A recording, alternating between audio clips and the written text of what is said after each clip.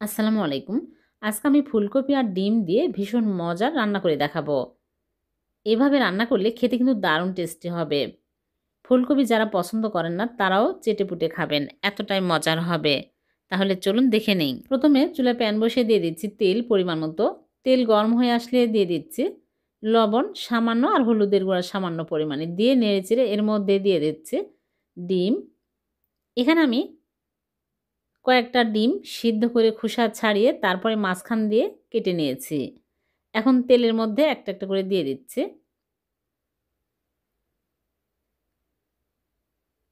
দিয়ে আমি ২ পাশ ভালোভাবে হয়ে গেলেই তুলে নিব। বেশি উল্টানো যাবে না, তাহলে কুসুমগুলো খুলে আসবে। কুসুম পাশ হয়ে গেলে আমি উল্টিয়ে দিচ্ছি। ২ পাশ হয়ে গেছে, এখন আমি তুলে নিচ্ছি।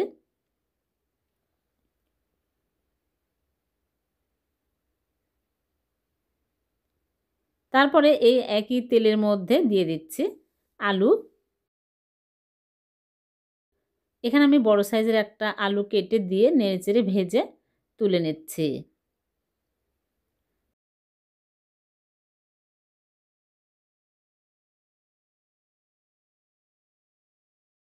তারপরে নিয়েছি এখানে ফুলকপি, মাঝারি সাইজের একটা ফুলকপি আমি আধা ঘন্টা আগে ভিজিয়ে রেখেছিলাম লবণ দিয়ে। তারপরে কেটে নিয়েছি।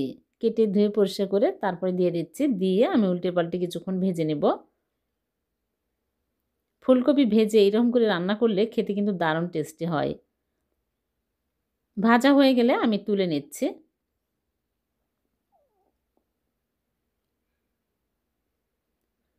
তারপরে এই প্যানের মধ্যে আরও কিছু পরিমাণে তেল দিয়ে দিচ্ছি। তেল দিয়ে আমি এর মধ্যে পেঁয়াজ কুচি নিয়েছি ১ কাপ। পেঁয়াজ কুচি দিয়ে আমি ভালো করে নেড়েচেড়ে নিব। নেড়েচেড়ে সফট করে ভেজে নেব। তারপর এর মধ্যে দিয়ে দিচ্ছি আস্ত জিরা ১ চামচ, ২টা শুকনা মরিচ দিয়ে দিলাম। দিয়ে আরও কিছুক্ষণ নেড়েচেড়ে ভেজে নেব। যখন এরকম ব্রাউন কালার হয়ে আসবে তখন এর মধ্যে দিয়ে দিচ্ছি আদা রসুন বাটা ১ চামচ করে। দিয়ে তেলের মধ্যে কিছুক্ষণ নেড়েচেড়ে ভেজে নেব কাঁচা স্মেল যাওয়া পর্যন্ত। কিছুক্ষণ ভেজে নিয়েছি। এখন আমি এর মধ্যে দিয়ে দিচ্ছি পানি সামান্য পরিমাণে, মশলা পুড়িয়ে যাবে এর জন্য। দিয়ে আমি দিয়ে দিচ্ছি টমেটো, ডিপ ফ্রিজে ফ্রোজেন করা ছিল ১ কাপ দিয়ে দিলাম। আর দিয়ে দিচ্ছি স্বাদমতো লবণ। আর এখানে নিয়েছি হলুদের গুঁড়া 1/2 চামচ, মরিচের গুঁড়া দিয়ে দিচ্ছি 1/2 চামচ, জিরার গুঁড়া 1/2 চামচ, ধনিয়া গুঁড়া দিয়ে দিচ্ছি 1/2 চামচ আর গরম মশলার গুঁড়া দিয়ে দিচ্ছি 1/2 চামচ। এখন আমি মশলা ভালো করে কষিয়ে নেব।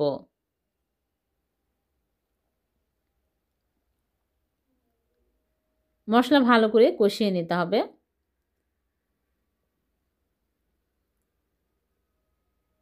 তারপরে টমেটোগুলো আমি নেড়েচেড়ে ভালো করে ম্যাশ করে নিলাম। এখন ফুলকপিগুলো দিয়ে দিচ্ছি। ভাজা আলু দিয়ে দিচ্ছি। সবগুলো দিয়ে আমি ভালো করে আরও কিছুক্ষণ নেড়েচেড়ে নিব। ভালো করে কষিয়ে নিতে হবে। তারপর আমি ঢেকে রেখে দেব চুলার আঁচ একদম লো আঁচে করে ভালোভাবে সিদ্ধ হয়ে যাওয়া পর্যন্ত। ভালোভাবে সিদ্ধ হয়ে গেছে। এখন আমি নেড়েচেড়ে এর মধ্যে ঝোল দিয়ে দিচ্ছি। পরিমাণ মতো ঝোল দিয়ে আমি এর মধ্যে দিয়ে দিচ্ছি ডিম।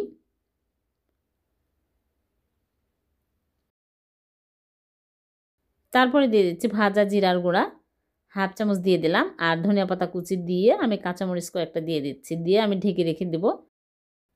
ঢেকে রেখে দেব ভালোভাবে বলক আসা পর্যন্ত। ভালোভাবে বলক চলে আসছে আর রান্নাটাও একদম রেডি হয়ে গেছে। এরকম গ্রেভি থাকতে হবে। বেশি ঝোল রাখলে কিন্তু খেতে ভালো লাগবে না। এখন আমি চুলা থেকে নামিয়ে নিচ্ছি। চুলা থেকে নামিয়ে সার্ভ করে আপনাদেরকে দেখাচ্ছি। হয়ে গেল আলু আর ফুলকপি ডিম দিয়ে ভীষণ মজার একটা রান্না। এই রান্না থাকলে ভাত, রুটি, পরোটা, পোলাও সব কিছুর সাথেই খেতে পারবেন। খুবই মজার হয় খেতে।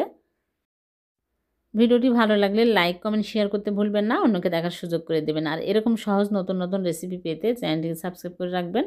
আবারও দেখা হবে। আল্লাহ হাফেজ।